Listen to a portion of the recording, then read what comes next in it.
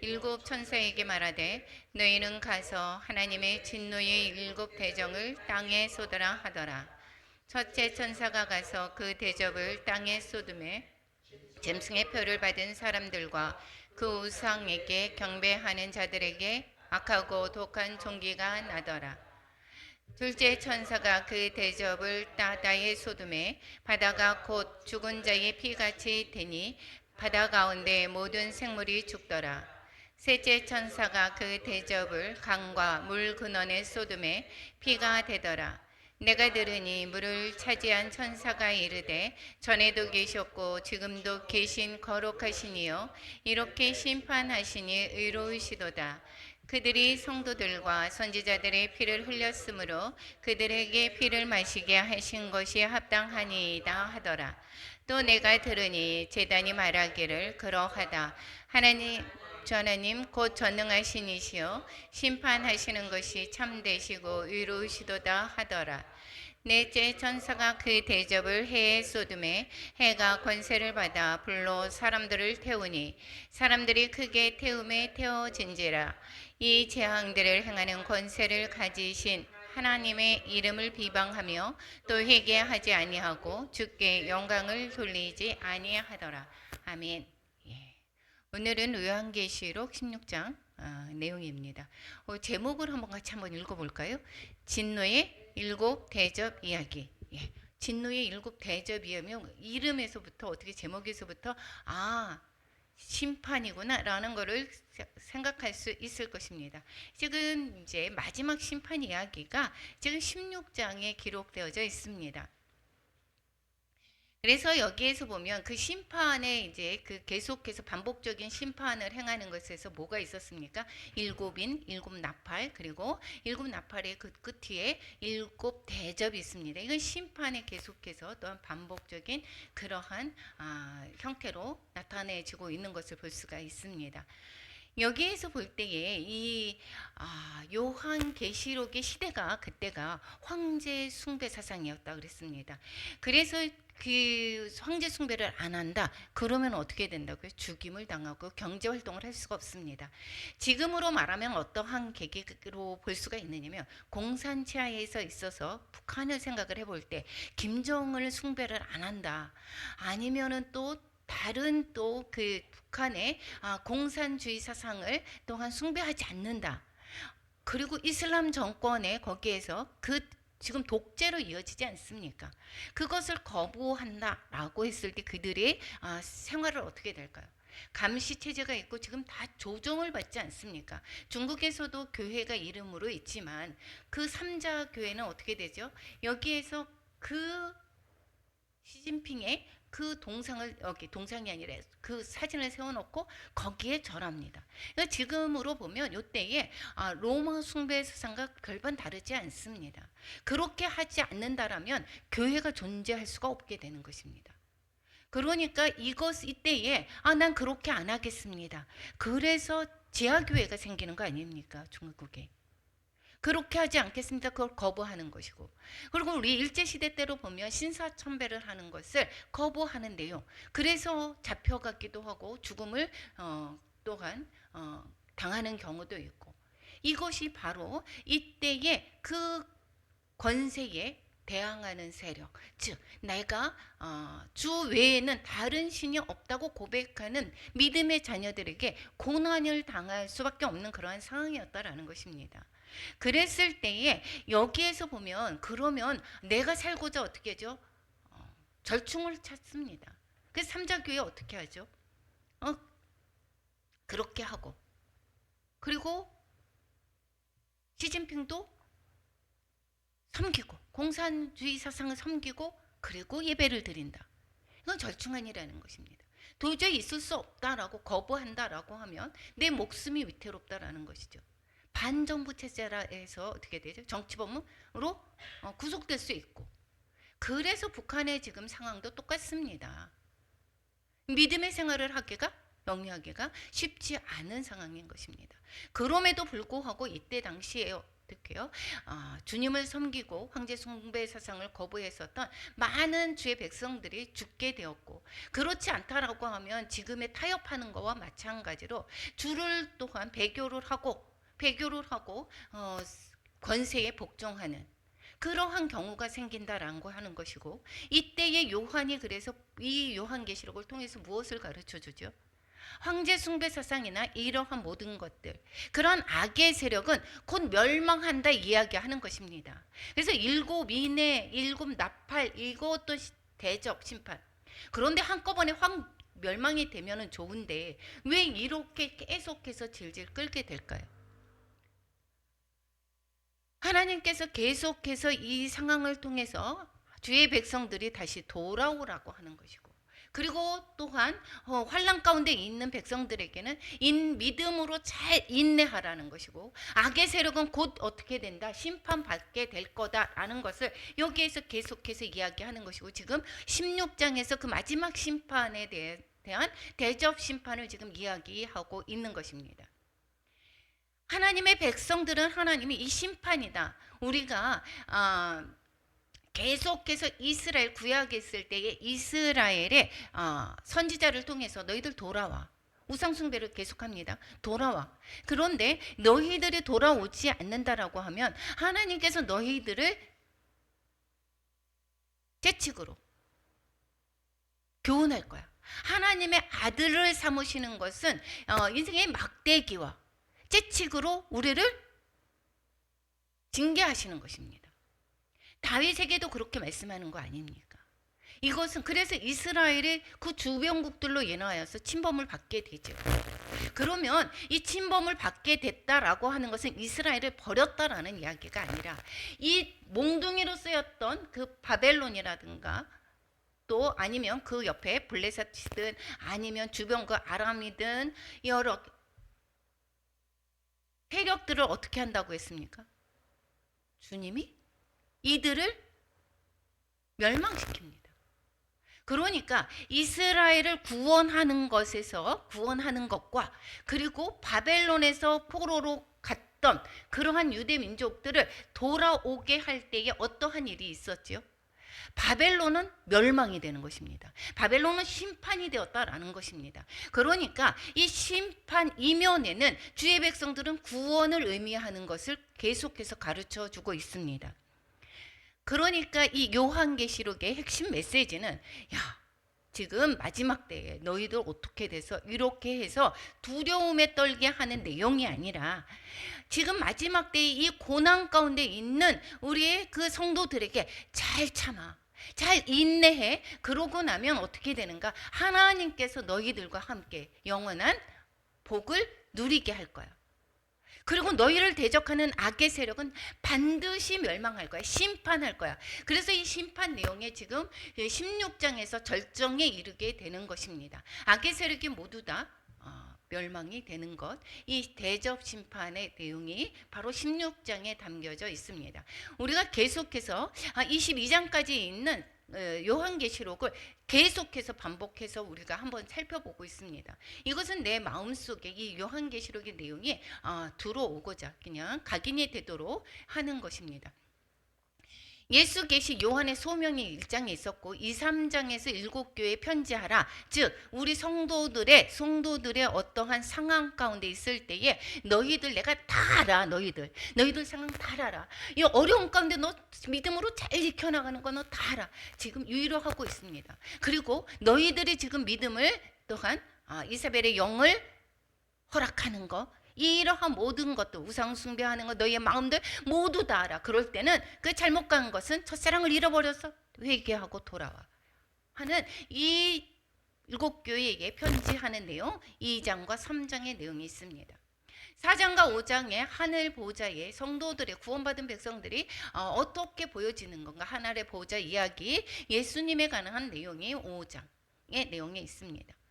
그러면서 이제 6장에서부터 16장까지가 계속해서 이제 나팔, 대접 심판이 임하게 되죠. 7 봉인 중에서 6장에서 6번째 인까지 떼게 됩니다. 그리고 5장을 기점으로 1장부터 그러니까 첫 번째 인부터 네 번째인 전쟁, 기근, 나팔, 전염병 이러한 거 외에 그 다음에 다섯 번째 인이 성도들의 기도입니다. 언제까지 참겠습니까? 언제까지 우리의 이 억울함을 언제까지 풀어주겠습니까? 순교자들의 그 기도가 있었습니다.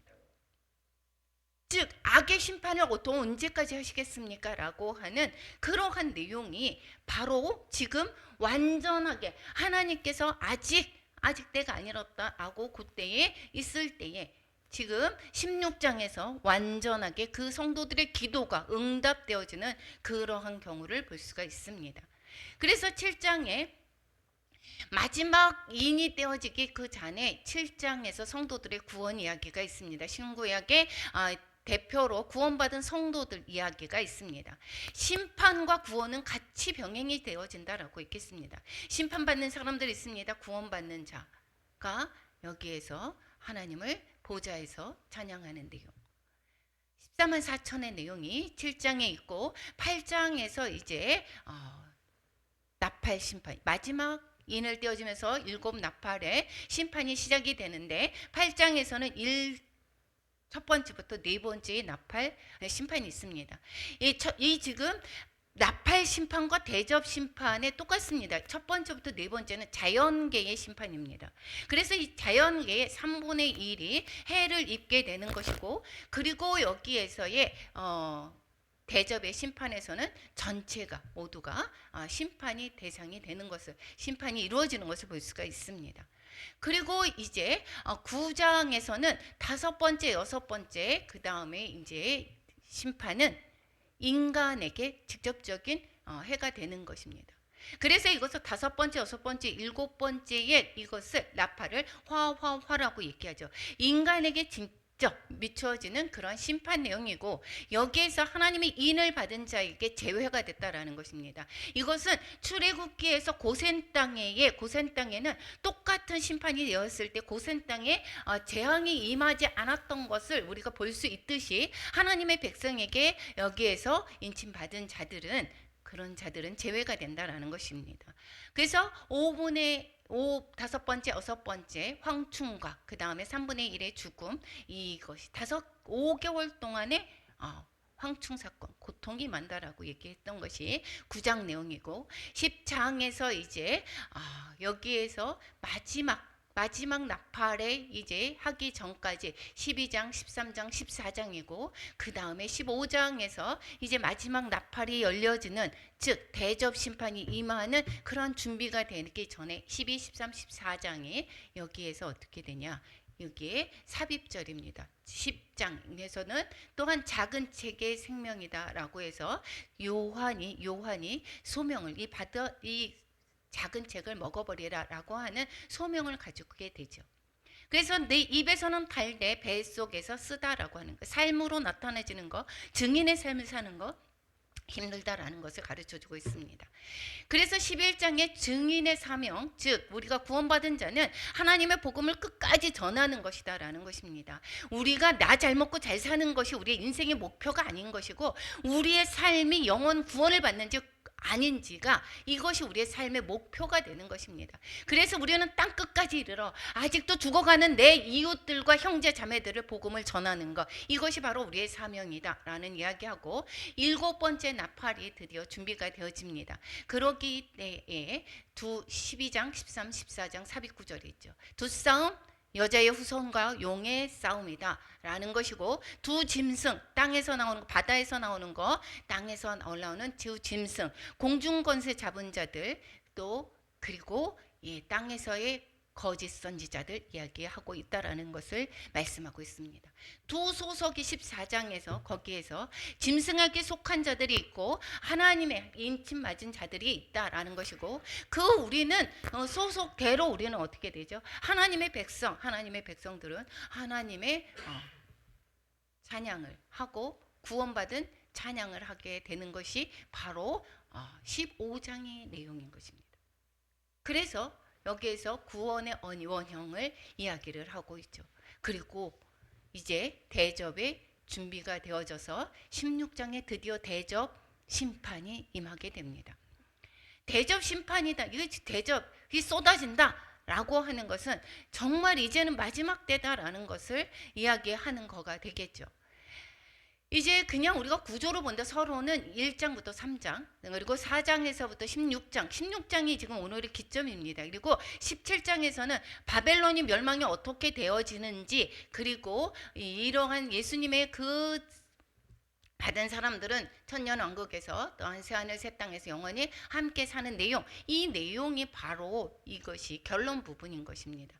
16장 심판의 내용이 마지막으로 심판이 행해지는 것을 볼 수 있습니다. 15장에서는 이제 성전이 열리면서 지난번에 7대접이 준비가 됐다라고 얘기했습니다. 여기에서 16장에 이제 마지막 재앙이 펼쳐진다라고 얘기했습니다. 대접의 이야기는 이제 이 마지막 재앙이 땅에 쏟아지는 7대접 이야기인데, 첫째부터 네 번째는 아까 자연계의 자연 전체에 쏟아지는 재앙인 것입니다. 아까 마찬가지로 나팔처럼 땅과 바다와 강, 물, 근원, 그 다음에 해에 쏟아지는 것입니다. 그리고 5번째부터 7번째에 그 대접은 공중권세에 쏟아지게 됩니다. 공중권세 5번째에는 짐승의 왕자에 쏟아지고, 유브라데 강에 쏟아지고, 유브라데의 6번째, 그리고 7번째 대접은 공중에 쏟아지는 내용, 이것이 바로 지금 16장 대접 심판이 되어져 있다라는 것입니다. 16장에 이제 본격적인 심판이 완전하게 이제 시작되는 것입니다. 심판 대상은 누구라고요? 구원받은 자는 걱정할 필요가 없습니다. 심판의 대상, 짐승의 표를 받은 자들과 우상 숭배자들이라는 것입니다. 이것이 바로 이들이 섬기는 건 바로 어디를 섬겨요? 세상을 섬기는 거예요, 세상. 그래서 요즘에 나는 교회를 다녀라고 하면서도 세상을 버텨서 살아가는 사람들이 너무도 많습니다. 우리부터 깨어 있어야 되고, 우리부터 정신을 차려야 되고, 우리의 자녀들을 위해서 울면서 기도해야 되는 것입니다. 너무도 화려하고 유혹이 많습니다. 하나님의 그 성령에 취하지 않으면 우리는 어떻게 해요? 유혹에 빠지기가 쉽습니다. 눈에 보여지는 화려함에 미혹되기가 쉽습니다. 그만큼 이 어둠의 세력들은 우리를 어떻게 해요? 우리를 너무도 잘하는 것입니다. 할 수만 있으면 어떻게 해서든지 우리를 하나님에게서부터 멀리하게 하는 것에 전력을 다하고 있습니다. 마지막 때가 가까운 것을 알고 그들이 더 압니다. 세상을 섬기게 만드는 세력, 세상을 섬기는 것들은 바로 용입니다. 세상의 모든 영역입니다. 정치, 경제, 사회, 문화. 그래서 여기를 위해서 우리는 기도해야 되는 거예요. 그래서 공산주의 사상이 무엇입니까? 바로 하나님을 섬기지 못하게 하는 거 아닙니까? 우리를 섬겨라. 우리가 지금 공산주의에 살지 않는 것이 얼마나 감사한 건지 모릅니다. 그래서 우리가 미혹하죠, 요즘에. 모든 것이 평등해요. 그래서 어떻게 하죠? 동성애도 지지해야 된다. 점점 어떻게 되냐면 우리를 미혹하는 것입니다. 그러면 겉으로 보기에는 그 말이 맞는 것 같습니다. 지금 전쟁이 정말 심합니다. 세상의 사람들은 이스라엘과 거기 가자 지구 아니 팔레스타인과의 그 전쟁 속에서 누구를 욕하죠? 이스라엘 욕합니다. 무자비하게 거기를 공격한다. 그 비춰지는 것이 무엇입니까? 어린아이들의 죽음. 정말 그렇게 우리가 보기에도 정말 너무 안타깝죠. 하나님의 생각은, 하나님의 말씀은 악의 세력을 심판하는 것입니다. 악의 세력을 심판하는 것이고, 이런 것을 통해서 우리는 깨닫게 하는 것인데, 그럼에도 불구하고 우리 어떡하죠? 여기에 뒤에 나옵니다. 끝까지 회개하지 않는다라고 얘기합니다. 이것이 세상의 모든 영역에서 정치, 경제, 사회, 문화 이런 모든 곳에서 권력자인 게 짐승의 역할입니다. 하나님을 믿는다라고 하는 사람들이 저렇게 한다. 이것이 바로 우리의 지금 이 권력을 누가 쥐고 있다고요? 사탄의 세력들이 세상의 모든 영역의 권력자들입니다. 이것이 짐승인 것이고, 그리고 그들을 섬기라고 하는 것이 거짓 선지자입니다. 그래서 목회자라고 하면서 어떻게 하죠? 동성애가 맞아. 하나님은 사랑이라고 하는데 이렇게 거짓 선지자의 역할들이 나타나는 것입니다. 뭐를 섬기라고? 권력자, 짐승. 이것이 바로 바다에서 나온 짐승, 땅에서 나오는 두 짐승의 이야기가 바로 이것입니다. 이들에게 종속된 자들의 특징은 바로 무엇이죠? 권력자들을 그래서 무서워하는 것입니다. 세상 권력자들에게 그래서 무서워하고 그들을 어떻게 해요? 그들을 섬기는 것입니다. 하나님의 백성을 미워하는 것입니다. 그래서 하나님의 백성들을 미워하는 것은, 세상에서 그러는 것은 당연한 것입니다. 왜? 자기네가 다르기 때문에. 하나님에 대한 그 심판에 대한 강팍함을 가지고 있습니다.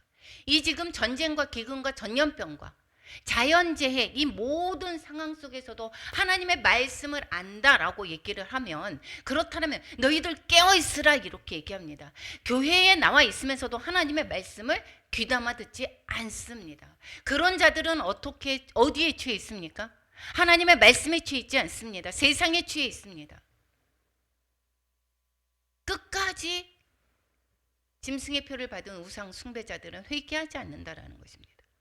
그리고 오히려 전쟁을 준비합니다. 이슬람 세력 끝까지 어떻게 해요? 회개합니까? 안 하죠. 전쟁을 준비하는 것입니다.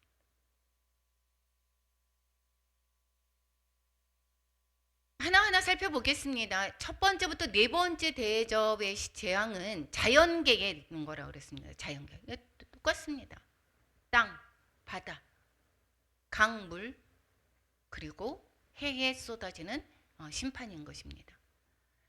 1절에서 보면 7 대접을 땅에 쏟으라는 명령이 떨어집니다.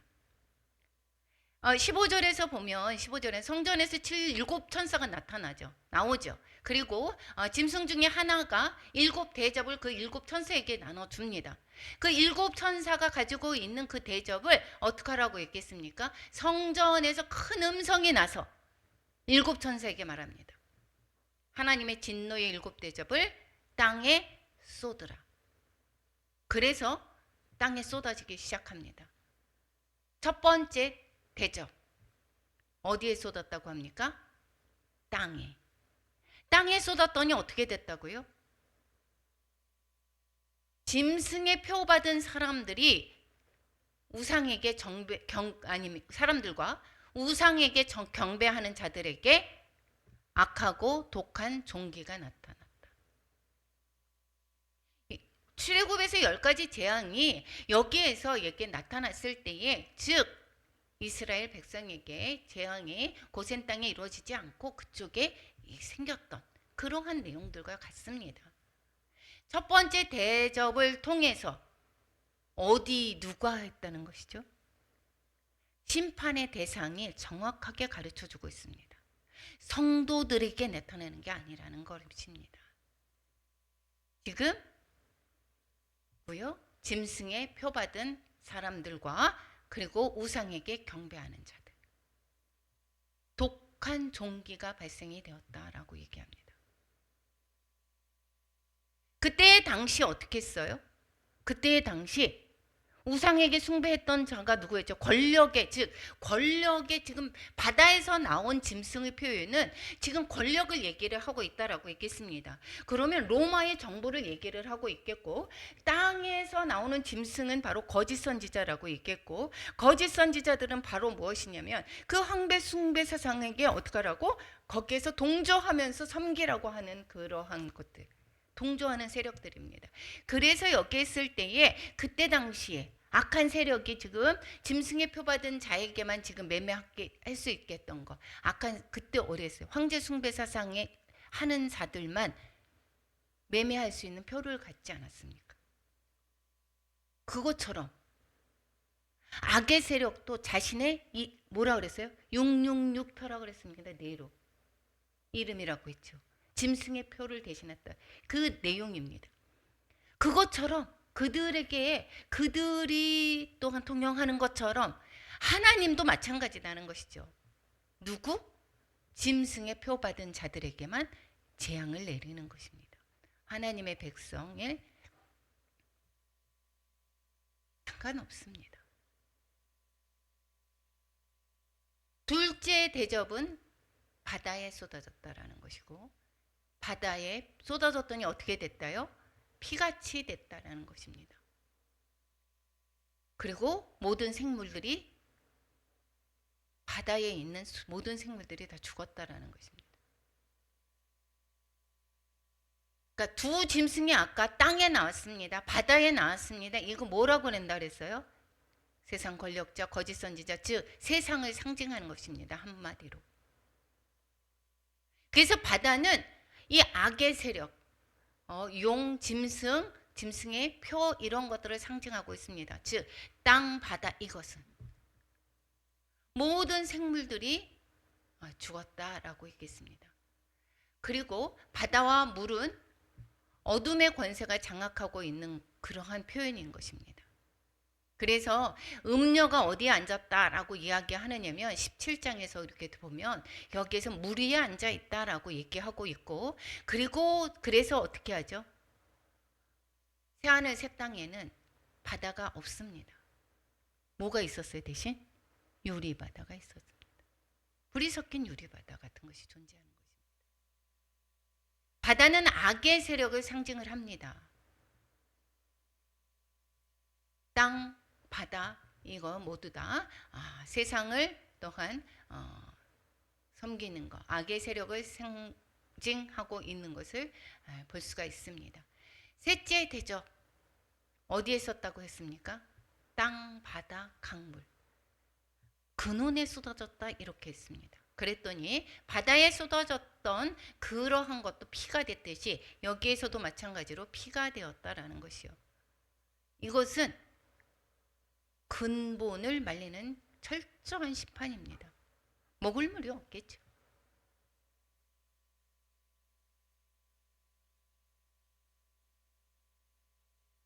이렇게 심판이 철저하게 심해지는 것은 뭐라고 있겠습니까? 6장의 순교자들의 그 5번째 인에 띄었을 때에 그 기도가 있었죠.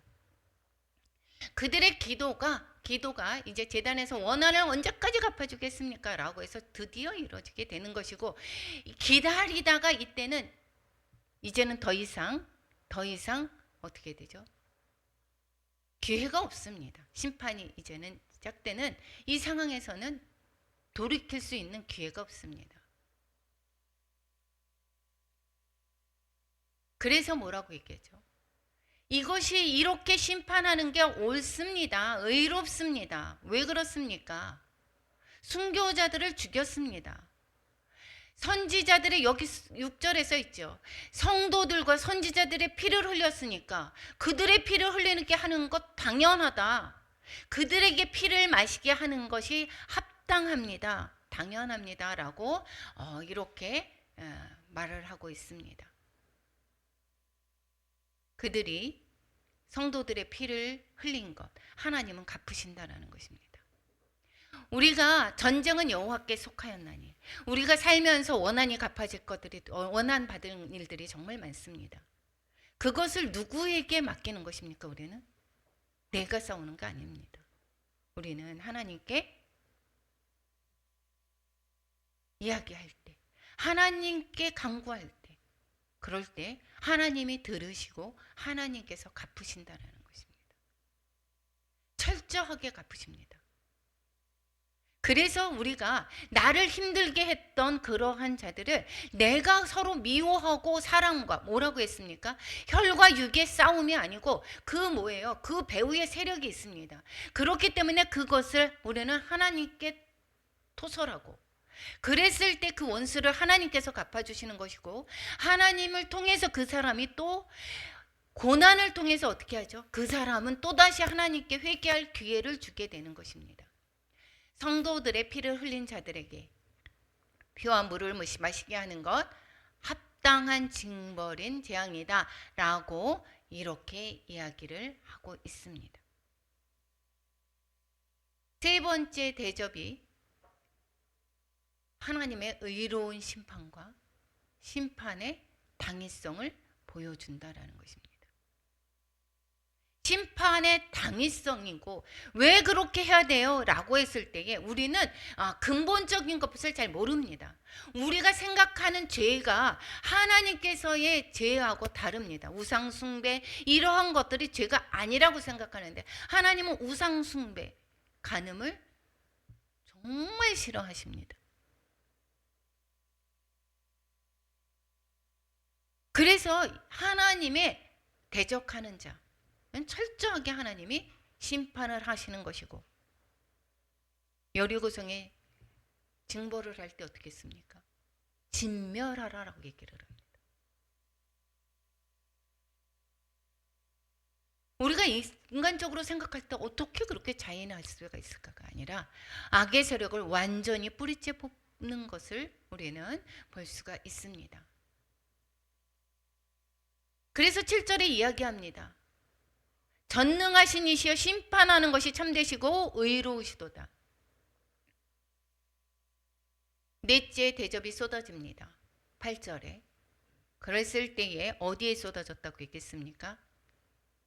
해에 쏟아졌다라고 했겠습니다. 해에 쏟아졌고 해가 어떻게 됐어요? 그래서 해에 쏟아지니까 해가 너무 뜨거워서 불로 사람을 태웠다 이렇게 얘기합니다. 그런데도 불구하고 어떻게 했다고 얘기합니까? 9절에 하나님의 이름을 비방하며 또 회개하지 아니하고 주께 영광을 돌리지 아니하더라. 팔레스타인의 저렇게 그러한 속에서도 어떻게 뭐라고 하죠? 회개합니까? 비방하죠. 그래서 여기에서 뭐냐면 이것은 심판의 당위성을 오히려 확증하는 것뿐입니다. 이러한 계기가 이 모든 이러한 상황 속에서 우리가 회개하고 돌아올 수 있는 기회를 주고자 하는 것인데 그 기회를 놓칠 뿐만 아니라 어떻게 해요? 심판의 당위성만 높여주는 것입니다. 확증하는 것입니다.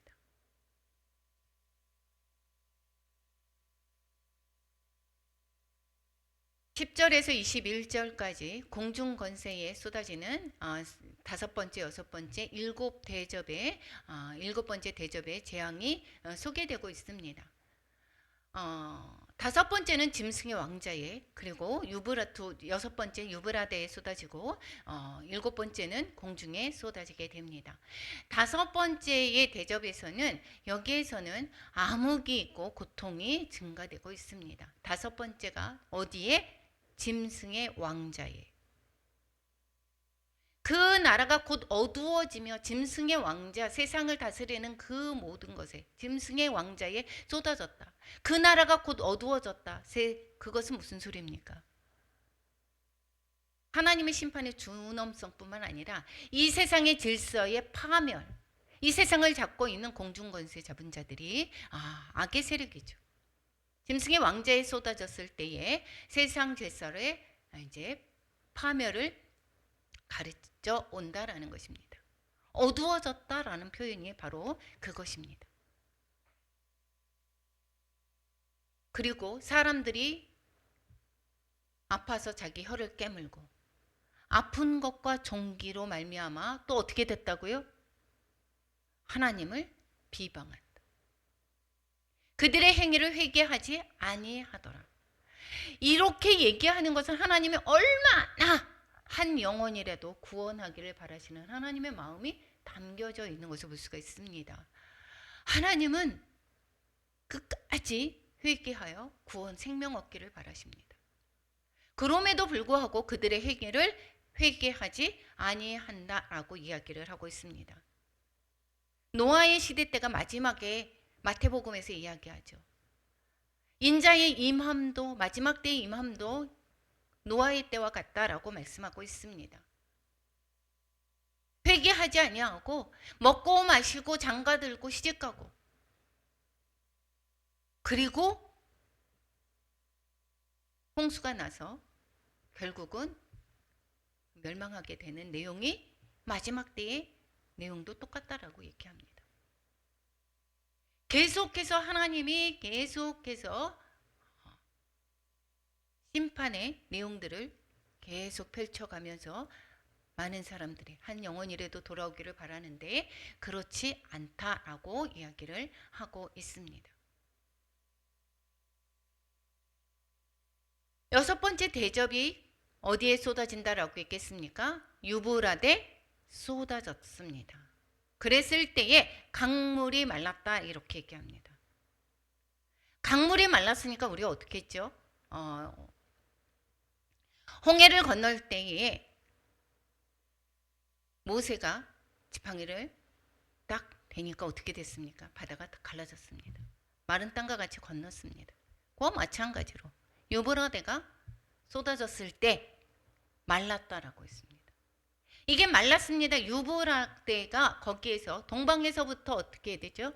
여기에서 이제는 침투하기가 많은 그 세력들이 쳐들어오기가 쉽게 되겠죠. 그래서 어떻게 되느냐? 새 더러운 영, 즉 이것은 바로 귀신의 영이라고 했습니다. 짐승의 거짓 선지자들의 입에서 이제 더러운 영이 나왔다 이렇게 했습니다. 귀신의 영들이 온 천하 왕들에게 가서 어떻게 해요? 전쟁을 위해서 그들을 모으더라. 유브라데에 쏟아지니까 유브라데 거기를 통해서 전쟁 준비가 준비되어지는 것을 볼 수가 있습니다. 이것을 향해서 어떻게 합니까? 세계 3차 대전을 이야기한다라고 이야기도 하기도 했고 또 많은 사람들이 어떻게 얘기를 하느냐. 그리고 지난번에는 어떻게 됐습니까? 북한의 이야기를 가지고 여기에서 마지막 때에 이것은 3차 대전이고 북한에서 쳐들어오고 이것은 북한의 이 남북 전쟁이 3차 대전으로 이어지기가 쉽다. 그래서 어디에 가야 되는가? 피지에 이런 데서 땅을 사놓고 거기 가서 대피하고 있었던 이야기가 여기 은혜로 교회에 거기 있었던 거 아니었습니까? 이것이라기보다는 여기에서 이 유브라데 거기에서 볼 때에 15절에 뭐라고 했겠습니까? 이때 내가 도둑같이 오리니 누구든지 깨어 자기 옷을 지켜서 벌거벗고 다니지 아니하며 자기의 부끄러움을 보이지 아니하는 자가 복이 있다. 깨어있다. 정신을 차리고 있다. 어떠한 상황 속에서도 내가 항상 경계를 놓치지 않고 있는 상태가 있다라고 하면 그것이 바로 복이 있다라고 했습니다. 아마겟돈이라는 그 유브라데 강이 말라지면서 동방에서부터 여기 침입하는 그러한 세력이 있을 것이고 그랬을 때에 아마겟돈이라는 곳으로 왕들을 모았다 이렇게 얘기했습니다. 거기에서 이제 전쟁 준비가 돼서 아마겟돈 전쟁이다 라고 하는 이야기하는 것이고 일부는 어떤 사람이 세계 3차 대전이다 이러한 얘기까지 했었던 내용들이 바로 이 내용인 것입니다. 아마겟돈 전투에 임하는 그러한 앞으로의 전쟁에 임하는 우리 성도의 자세는 거기에서는 도적같이 임하는 최후의 날을 준비해서 거룩한 삶을 살아야 된다라는 것입니다. 그런데 여기에서 그래서 뭐라고 얘기합니까? 베드로전서에서 근신하고 깨어라. 두루 어떻게 해요? 대적 마귀가 우는 사자같이 두루 삼킬 자를 찾고 있다라고 얘기합니다. 믿음을 굳건하게 하라 얘기합니다. 그를 대적하라라고 얘기합니다. 유브라데 강을 이제 길을 열 때 나타나는 현상이 있습니다. 악의 세력들이 오겠죠. 하나님의 어떻게 돼요? 거기에서 전쟁으로 오지만 그렇지만 하나님의 심판이 임하게 되고 그때에 회복하는 그 길이 열려지는 것입니다. 유브라데 강이 말라서 전쟁이 벌어지게 되면 어떻게 되는가? 심판을 받는 세력이 있고 회복되는 백성이 있습니다. 유브라데 강이 열리게 돼서 이제 벌어지는 아마겟돈 전쟁이 바로 어떻게 돼요? 출애굽께서 홍해를 건넜을 때에 누구에게는 10가지 기적에서 행했던 것처럼 누구에게는 재앙이 되고 재앙은 애굽에게는 재앙이 됐죠. 누구에게는 축복이 되는 전쟁이 되는 것입니다. 다시 한번 보겠습니다. 아마겟돈이다라고 하는 것은 하르 산과 마겟돈 무깃도라는 이야기일 것이고 그래서 무깃도의 산이라는 표현입니다.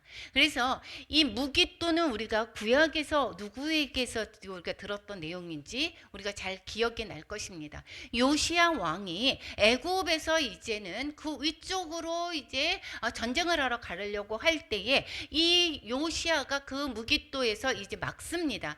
그 애굽왕 바로 느고가 이제 갈그미스 전투를 하려고 올라갔을 때에 여기에서 국경을 넘어서 북쪽으로 올라가는 것을 막아버립니다. 그럴 때에 여기에서 애굽에 의해서 거기에서 죽게 되죠.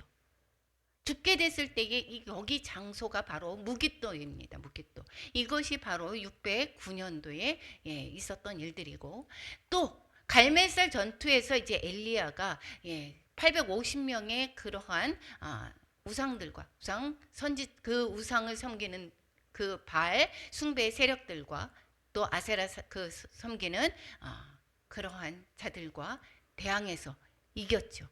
그래서 어떻게 해내요? 우상 숭배의 세력들을 기손신에서 죽이게 됩니다. 이것이 바로 거기가 바로 무깃도 지역입니다.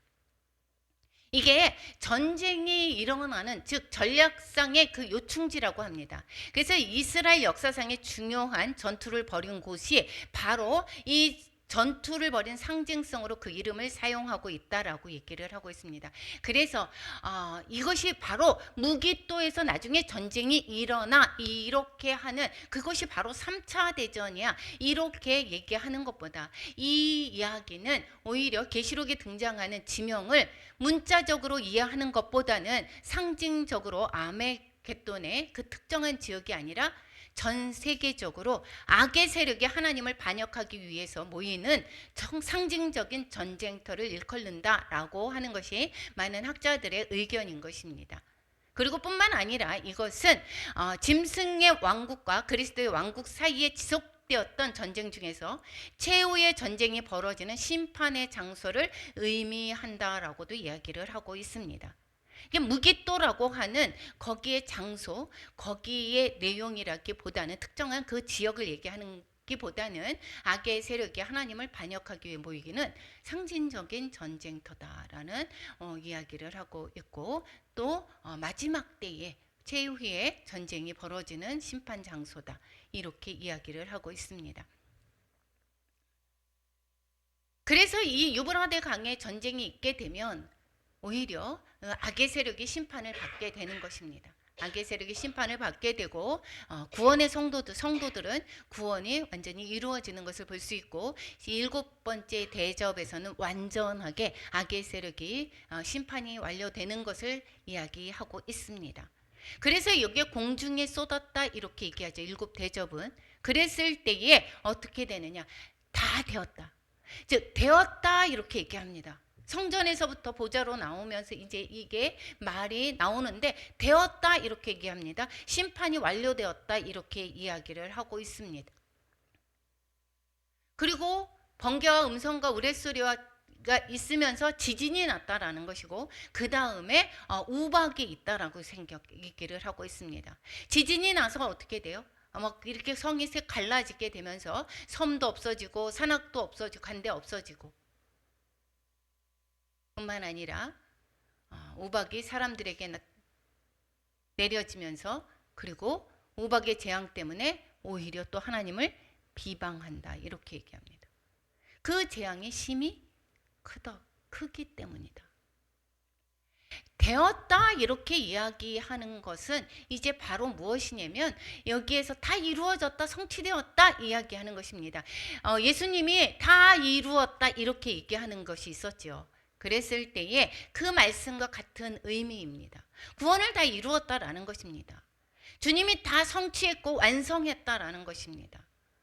그래서 7번째 재앙의 제적 심판을 통해서 악의 세력의 멸망과 함께 백성의 구원도 이제 완성이 되었다라는 것을 보여주고 있습니다. 이것은 바로 무엇이냐면 세상 풍조를 따르고 공중 권세 잡은 자를 우리가 따랐었습니다. 그런데 이 악의 세력을 이제는 멸함으로 말미암아 공중 권세 잡은 세력에 속해서 세상에 매어 살았던 하나님의 백성들이 완전히 구출되었다라는 것이고, 이것은 바로 애굽의 종살이에서 있었던 그 애굽에서 있었던 종살이 하나님의 백성들이 완전히 구원받았음을 이야기를 하고 있습니다. 그래서 이야기하는 것은 우리가 출애굽은 바로 이 구원, 출세상, 세상에서 우리가 떠나는 것, 완전히 바벨론이 또한 이 세상을 이야기를 하고 있고 세상의 그 마지막 때의 악의 세력을 이야기하고 있습니다. 출바벨론으로 이야기를 하고 있는 것입니다. 그래서 17장, 여기서 16장에서 어떻게 되죠? 완전히 절정을 이뤘습니다. 심판의 절정을 이루게 되었습니다. 그래서 17장, 18장에서 종말적인 바벨론이 어떻게 최후를 맞이하게 되는지, 19장에서 하나님의 백성의 어린 양들이 혼인 잔치에 참여하게 되고 20장의 천년 왕국과 21, 22장에서 새하늘과 새 땅에 들어가는 이야기로 이 요한계시록이 끝나가고 있습니다. 우리가 위로받을 것은, 우리가 지금 고난 가운데 있습니까? 이것은 일시적이다라는 것, 한시적이다라는 것입니다. 그리고 반드시 우리를 힘들게 하는 그 대상은 어떻게 된다? 심판받는다라는 것을, 악의 세력은 심판을 받는다라는 것입니다. 그러므로 말미암아 우리는 악에 굴복하고 악에 우리는 두려워할 것이 아니라 우리는 무엇을 바라봐야 되는가? 하나님을 바라봐야 되는 것이고, 하나님을 바라봄으로 말미암아 지금 믿음으로 이 고난을 잘 이겨나가는 것이 우리의 첫 번째 목표고, 두 번째는 많은 영혼들을 주께로 인도하여서 함께 하나님을 또한 나라에 같이 갈 수 있도록 복음 전하는 일들이, 복음 전하는 것이 바로 우리의 사명이다라는 것입니다. 그래서 영적인 전쟁에서 박해를 받으면서 이기는 지혜는 뭘로? 지혜를 잘 알아야 되는 것입니다. 진리를 잘 알아야 되는 것입니다. 진리. 하나님의 생명이 있는 그런 진리를 잘 알아서 이 삶으로, 산 제사의 삶, 거룩한 삶을 살아야 되는 것이고, 마지막 때 우리가 해야 되는 것, 끝까지 복음을 전하는 것입니다. 끝까지 복음을 전하는 것. 내가 죽고 주님으로 살아가는 것, 천국 용사의 삶을 살아가는 우리가 되어야 될 줄로 믿습니다. 16장 다시 한번 결론을 이야기하겠습니다. 심판 재앙에서 벗어날 수 있었던 기준이 무엇입니까? 짐승의 표를 안 받았다는 것. 짐승의 표에 받았던 자들은 온전히 심판을 받게 된다라는 것이고, 그 짐승의 표를 안 받았다, 즉 하나님의 인을 받았다라고 하는 것은 구원을 받았다라는 것이고 예수님을 믿는다라는 것이고, 이것은 이의 성도들의 삶은 예수의 환난에 동참하는 것이고, 예수의 환난이 무엇입니까? 우리가 믿음을 지키기 위해서 고난이 따르는 것이고, 이 고난을 능히 이겨나가야 되는 것입니다. 그리고 이 고난의 환난에 동참하지만 결국 예수의 영광에도 동참하게 되는 복인 것입니다.